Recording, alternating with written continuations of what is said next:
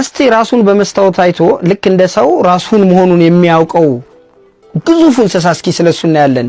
ሰላም ቤተሰቦች ሁሉ መልካም፣ ሰላም ወንድሜ ሁሉ ሰላም አለን። ብዙ ጊዜ እንስሳቶች ራሳቸውን አያውቁም። በመስታወት ስታሳያቸው ውሻ ወር ድመት በመስታወት ራሱን ቢያይ በጣም አግሬሲቭ ይሆናል ስለማያውቅ ራሱን።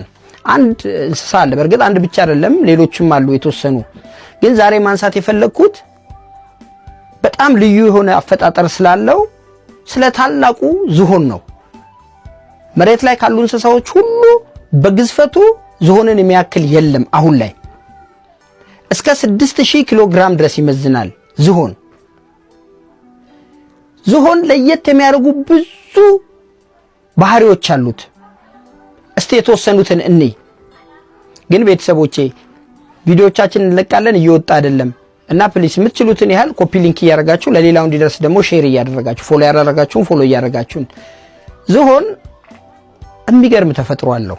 በቃ እጅግ በጣም አንደኛ ነገር ከሰው ልጅ ጋር የሚቀራረብ እንትን አለው። አእምሮ ለሰው ልጅ በጣም የቀረበ ነው።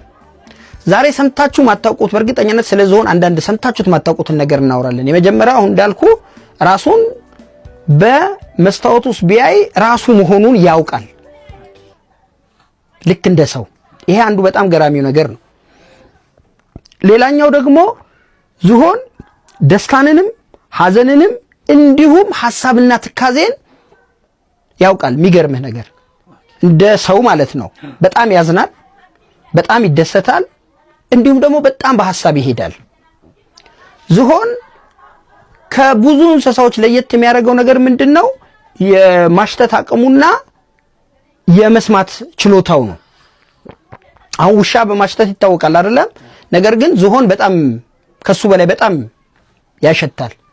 እስከ 17 ኪሎ ሜትር ርቀት ላይ ያለን ነገር ማሽተት ይችላል። የሚገርምህ ነው። ከ17 ኪሎ ሜትር በኋላ ውሃ እንዳለ ዝሆን በሽታ ያውቃል። ምክንያቱም እዛ ውሃው ያለበት አካባቢ ላይ የሚኖሩ ትናንሽ አበባዎችና ሳር ዘሮች አሉ አይደል?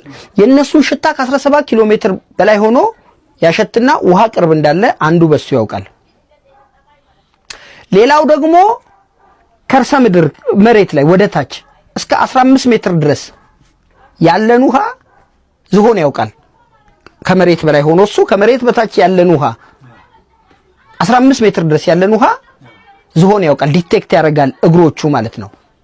ሌላው በጣም የሚገርምህ ነገር ፎሎ እያደረጋችሁ ነው፣ ኮፒ ሊንክም እንደዚሁ እያደረጋችሁበት